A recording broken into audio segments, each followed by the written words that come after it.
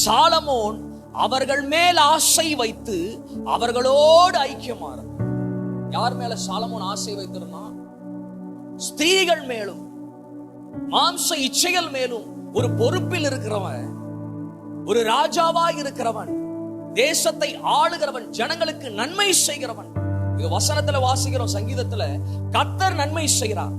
So கர்த்தரால் நன்மையை பெற்று அந்த பொறுப்பில் வந்திருக்கிற ராஜாவாகிய நீ, அந்த பொறுப்பை பெற்றிருக்கிற தேவ ஜனமாகிய நீங்களும் நானும் அந்த கொடுத்திருக்கிற பொறுப்பில் யாரோடு ஐக்கியமா இருக்கணும்னு சொன்னா தேவனோடு ஐக்கியமா இருக்கணும். அந்த 2ஆம் வசனத்தினுடைய கடைசி வார்த்தை சொல்லுது பாருங்க, சாலமோன் அவர்கள் மேல் ஆசை வைத்து. யார் மேல ஆசை வைத்து? மாம்சத்தின் மேல ஆசை வச்சு, இச்சையின் மேல ஆசை வச்சு, தேவனை விட்டு விலகி பிறரோடு ஐக்கியப்பட்டிருக்கிறார். பிரியமான தேவ சபையே, உன் ஆசை உன்னை அழைத்தவரை சார்ந்திருக்க வேண்டும். தேவனை தவிர வேற யார் மேலும் உன்னுடைய அதிகபட்ச ஆசையை வைக்காதே. உன்னை அழைத்தவர் உண்மை உள்ளவர், உன்னோடு இருக்கிற தேவன் அவர் உண்மை உள்ளவர், உனக்கான பொறுப்பை கொடுத்திருக்கிற கர்த்தர் உண்மை உள்ளவர். உன்னுடைய ஆசையும் உன் இருதயமும் முழுமையாக தேவனை சார்ந்திருக்கணும், தேவனை சேர்ந்திருக்கணும்.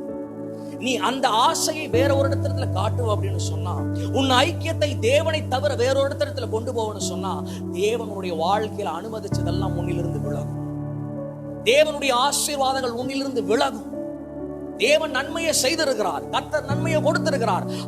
அவர் கொடுத்த நன்மையை அவர் எடுக்க போறது கிடையாது, அவர் தீமையும் கொடுக்க போறது கிடையாது. ஆனால் தேவன் உனக்கு கொடுத்த ஆசீர்வாதத்தை நீயே இழந்திடக் கூடும். நீ எப்பொழுது உன் ஆசையை பிறரிடத்தில் காட்டுகிறாயோ, உன் ஐக்கியத்தை உலகத்திற்காகவும் தற்காலிகத்திற்காகவும் இச்சைக்காகவும் மாயை மேல உன்னுடைய ஐக்கியத்தை வைக்கும் போது தேவன் உன்னோடு ஐக்கியமாக இருக்க முடியாது என்று சொன்னா, கர்த்தர் உனக்காக நியமித்து வைத்திருக்கிற பொறுப்பு பெருசு.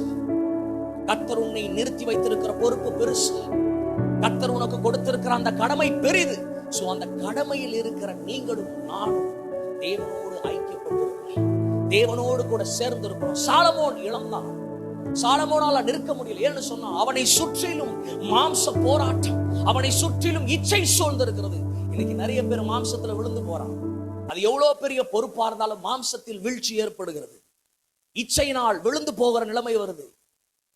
ஏன்னு சொன்னா, கொடுத்திருக்கிற பொறுப்பினுடைய அந்த வேல்யூ, அந்த மதிப்பு நமக்கு தெரியாம இருக்கு. கர்த்தர் நமக்கு அந்த பொறுப்பை கொடுத்திருக்கிறார். உன் அழைப்பு வெறுமனமே நீ போயிட்டு அப்படியே தேவன சமூகத்தில் ஆசீர்வாதத்தை பெற்றுக்கொண்டு கர்த்தரோடு நிற்பது மாத்திரம் கிடையாது. உன் பொறுப்பு இது பெருசு.